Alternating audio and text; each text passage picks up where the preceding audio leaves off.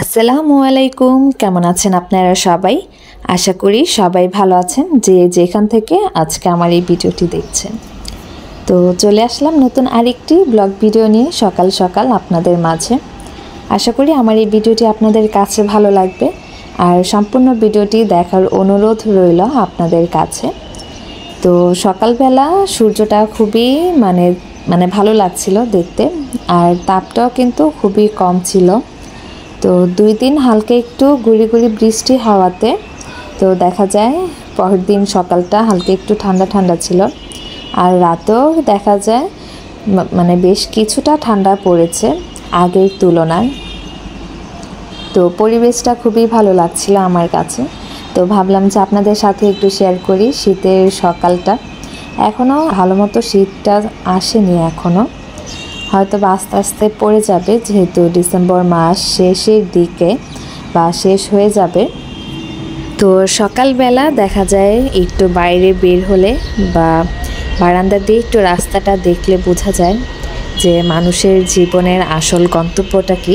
প্রতিদিন সকাল হলেই দেখা যায় সবাই যে যার নিজ নিজ গন্তব্যে চলে যায়, আবার রাত হলে দেখা যায় নিজের বাড়ি বা সেখানে আবার সবাই চলে আসে। তো রাস্তা দেখতে দেখতে আরেকটা জিনিস চোখে পড়লো ছাদের উপরে। তো প্রথমে 3টা কবুতর ছিল, তো 3 জন একসাথেই ছিল। তো কিছুক্ষণ পরে দেখলাম যে একটা কবুতর চলে গেছে, আর এই 2টা কবুতর দেখলাম যে খুব সুন্দর করে পানির মধ্যে মানে খেলা করছে আর গোসল করছিল। তো দেখতে খুবই ভালো লাগছিল আমার কাছে, মানে যখন পাখিরা একসাথে খেলা করে। তো পানি দিয়েছিল তো ছাদের উপরে, তো সেজন্য দেখা যায় পাখিগুলো গোসলও করছিল। হয়তো আশেপাশে কারো কবুতর হবে, যেহেতু সকাল হয়েছে। আর এই রাস্তা দেখতে দেখতেই মানে ভালো লাগছিল। সকালবেলা সবাই যে যার গন্তব্যে যাচ্ছে কাজের উদ্দেশ্যে। মানুষের জীবনটাই এমন, কাজ ছাড়া আর কিছুই নাই জীবনে। তো আমি আবার ইদানিং দেখা যায় যেহেতু রাতে হালকা একটু ঠান্ডা পড়ে, সেজন্য মুরগিটাকে ঘরে এনে রাখি, আবার সকাল হলে বাইরে দিয়ে আসি। আর দেখা যায় বাইরে এখন শীতের দিন যেহেতু এসেছে একটু মশা বেশিই লাগে, তো সেজন্য আবার দেখা যায় ভেতরে এনে রাখাটাই ভালো। আর যেহেতু ঠান্ডা পড়ছে, তো যদি মুরগিটার কোনো অসুবিধা হয় বা যদি অসুস্থ হয়ে যায়, তো সেজন্য চেষ্টা করি ঘরে এনে রাখার। তো এখন আমি এগুলো পরিষ্কার করে নেব। আর ওইদিকে আনায়া এখনও ঘুমাচ্ছে। তো ও আজকে তো আমার ছোটো মেয়ে আজকে আর ঘুম থেকে ওঠেনি। দেখা যায় প্রতিদিন উঠে যায়, মাঝে মাঝে দেখা যায় একটু ঘুমিয়ে থাকে। তো সেজন্য আমার হাজব্যান্ডকে দিয়ে আজকে পাঠিয়েছি স্কুলে। আর এমনিতে দেখা যায় ইদানিং আমার হাজব্যান্ড একটু সকালেই কাজে চলে যায়, একটু কাজের চাপ আছে। আর এজন্য আম্মুকে দিয়ে বা আমি যেয়ে দিয়ে আসি মাঝে মাঝে। আর এই বারান্দা দিয়ে খুব সুন্দর রোদ আসে সকালের, তো মাঝে মাঝে বারান্দায় একটু দাঁড়িয়ে থাকি রোদের জন্য। তো দুপুরবেলা এখানে রান্না করার জন্য আমি রুই মাছ নিয়েছি। তো রুই মাছটা যেহেতু একটু বড় ছিল, সেজন্য আমি মাঝখান দিয়ে একটু কেটে পিস করে নিয়েছি। আর এত বড় মাছ দেখা যায় খেতে পারি না, আর আমার মেয়েও খেতে চায় না এত বড় মাছ, তো সেজন্য একটু কেটে ছোটো করে নিয়েছি। তো আমি ভালো মতো ধুয়ে পরিষ্কার করে এখন হলুদ মরিচ আর লবণ দিয়ে মাখিয়ে তারপরে রেখে দেব কিছু সময়। তো আমি মাছটাকে মশলা দিয়ে মেখে এক সাইড করে রেখে দেব। তো বড় মেয়েকে আবার স্কুল থেকে আনতে যেতে হবে, তো সেজন্য ভাবলাম যে একটু কাজটা মানে একটু গুছিয়ে রেখে যাই, যেন এসে ঝটপট রান্না করে ফেলতে পারি। তো আমি এখন এই যে মাখানো হয়ে গেছে, ঢাকনা দিয়ে ঢেকে রেখে দিলাম। তো আমি স্কুল থেকে এসে রান্নাটা বসিয়ে দিয়েছি তাড়াতাড়ি। তো এখানে আমি ফ্রাই প্যানে তেলটা গরম করে নিয়েছি আর অল্প করে তেল দিয়েছি। তো এখন মাছটা দিয়ে দিলাম। তো এখন সুন্দর করে আমি মাছটাকে একটু ফ্রাই করে নেব।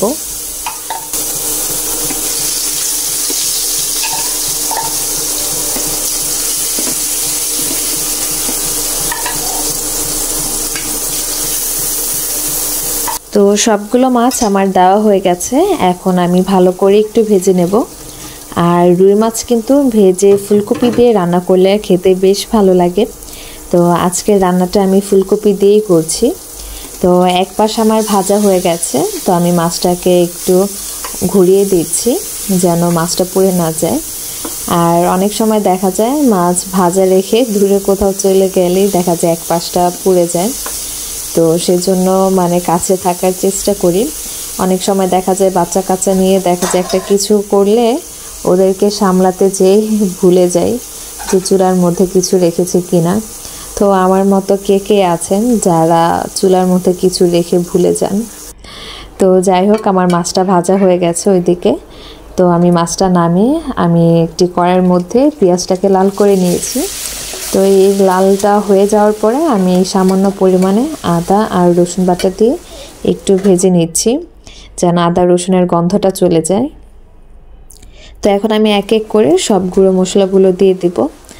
আর প্রতিদিনের এই মাছ রান্না বা মুরগি রান্না করার জন্য আমরা দেখা যায় নর্মাল মশলাই ব্যবহার করে থাকি। তো সেরকমই হলুদের গুঁড়ো দিয়ে দিলাম, মরিচের গুঁড়ো দিয়েছি আর ধনিয়ার গুঁড়ো দিয়ে দিব। তো এখন এই সব মশলাগুলো হালকা একটু তেলের মধ্যে ভেজে আমি পানি দিয়ে দিচ্ছি। আর পানিটা আমি খুবই সামান্য পরিমাণে দিব। আর দেখা যায় বেশি পানি দিলে শুকাতে একটু সময় লাগে। তো সেজন্য আমি মশলা কষাতে গেলে বা কোনো তরকারির ঝোল দিতে গেলে একটু পরিমাণ মতো দিই যেন পানিটা বেশি শুকাতে সময় না লাগে। তো সেই অনুযায়ী দেই পানিটা সব সময়। আর দেখা যায় আমরা যে গ্যাসের চুলাতে রান্না করতাম আগে, তো সেখানে খুব তাড়াতাড়ি রান্না হয়ে যেত। আর এখানে আমার রান্না করতে একটু সময় বেশি লেগে যায়, সেজন্য মাঝে মাঝে একটু বিরক্ত লেগে যায় যদি রান্না আর একটু বেশি থাকে। তো দেখা যায় আমার পাকের ঘরেই বেশিরভাগ সময়টাই চলে যায়। তো যাদের কারেন্টের চুলা আছে একমাত্র তারাই বুঝতে পারবেন আমার কষ্টটা। তো যাই হোক, আমার মশলাটা কষানো হয়ে গেছে। তো আমি এইদিকে আলু কেটে ধুয়ে পরিষ্কার করে দিয়ে দিলাম আর ফুলকপিটাও দিয়েছি। আর ফুলকপিটা কিন্তু আমি আগে একটু গরম পানি দিয়ে সুন্দর করে ভাপ দিয়ে রেখে দিয়েছিলাম, পানিটা ঝরিয়ে পরিষ্কার করে। আর ফুলকপিটা কাটার সময় মানে মনে হয় যে চার চোখ দিয়ে দেখে দেখে ফুলকপি কাটতে হয়। তো ফুলকপির মধ্যে যে পোকা থাকে তো সেটা আমার খুবই ভয় লাগে। তো ভালো মতো মানে একটা একটা করে খুঁজে খুঁজে তারপরে কাটতে হয়। তো ফুলকপি কাটতে গেলে আমার একটু সময় বেশি চলে যায় এই দেখতে দেখতেই। তো আপনারা হয়তো খেয়াল করেছেন আমি মশলা কষানোর সময় লবণ দিতে ভুলে গিয়েছিলাম। তো আমি এখন লবণটা দিয়ে দিয়েছি সামান্য পরিমাণে। তো এখন ভালো মতো একটু মিশিয়ে নিলাম লবণের সাথে। তো কিছুক্ষণ আমি একটু মিশানোর পরে এখন আমি কাঁচামরিচ আর টমেটো দিয়েছি। কাঁচামরিচটা আমি মাঝখান দিয়ে একটু কেটে দিয়েছি যেন ভেতর থেকে ঝালটা একটু বের হয় আর সুন্দর ফ্লেভারটাও যেন বের হয়। তো এখন আমি ঢাকনা দিয়ে ঢেকে রেখে দেব মানে অল্প একটু মানে সেদ্ধ হওয়ার জন্য। তো এরপর আমি একটু কষিয়ে তারপর আমি পরিমাণ মতো পানি দিয়েছি। তো পানি দেওয়ার পরে আমি একসাথে মাছটাও দিয়ে দিলাম। তো দেখা যায় একসাথে দিয়ে দিয়েছি তো তাড়াতাড়ি হয়ে যাবে। তো ঢাকনা দিয়ে ঢেকে রেখে দিয়েছি সেদ্ধ হওয়া পর্যন্ত। তো কিছুটা মানে সেদ্ধ হয়ে গেছে বেশিরভাগই। তো আমি এই পর্যায়ে একটু ধনেপাতা কুচি দিয়েছি। তো পানিটা যখন শুকিয়ে যাবে তখন আমি নামিয়ে ফেলবো। তো আজকের এই রান্নাটা আপনাদের কাছে কেমন লাগলো? আমার কাছে কিন্তু অনেক ভালো লাগে ফুলকপির তরকারি এই শীতের দিনে। তো সন্ধ্যার পরে আম্মু আবার আমার জন্য পিঠা নিয়ে এসেছে। তো বিকেলবেলা পিঠা তৈরি করেছিল আর এদিকে পানিও নিয়ে এসেছে। আর আমি যেহেতু পানি ফুটিয়ে খাই, আমি নর্মাল পানি বা পিউরিটের পানি খেতে পারি না, আমার কাছে গন্ধ লাগে সেজন্য। তো আম্মুর বাসা থেকে আমি পানি ফুটিয়ে তারপর আনি, আর আমার কারেন্টের চুলায় পানি ফুটানো যায় না। তো এইদিকে আমি পিঠাটা একটা ফ্রিজের মধ্যে নিয়ে নিচ্ছি খাওয়ার জন্য। তো আম্মু আব্বু খেয়ে তারপরে এসেছে আর আমার জন্য নিয়ে এসেছে আর আপুকেও দিয়েছে। তো এখন আমি আর আমার বড় মেয়ে যেহেতু খাবো তো সেজন্য আমি দুইটা দুইটা করে নিয়েছি সব কিছুই। তো আমার কাছে এই তেলের পিঠাটা খুবই ভালো লাগে। আর আমার মনে আছে যখন আমরা ছোট ছিলাম তো আমাদের ঘরে দেখা যায় সব সময় চালের গুঁড়ি ভাঙানো থাকতো।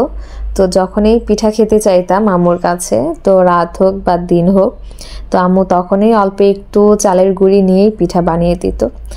আর চালের গুঁড়ি কিন্তু ফ্রিজে রেখে, মানে ডিপ ফ্রিজে রেখে অনেক দিন সংরক্ষণ করে খাওয়া যায়। তো পিঠাগুলো খাচ্ছিলাম, আমার কাছে তো অনেক মজা লেগেছে আর আমার খুবই পছন্দের একটা জিনিস। তো আজকে এই পর্যন্তই, পিঠাটা আমি এনজয় করতে থাকি। তো যাই হোক, সবাই ভালো থাকবেন, সুস্থ থাকবেন। আজকে এই পর্যন্তই। আসসালামু আলাইকুম।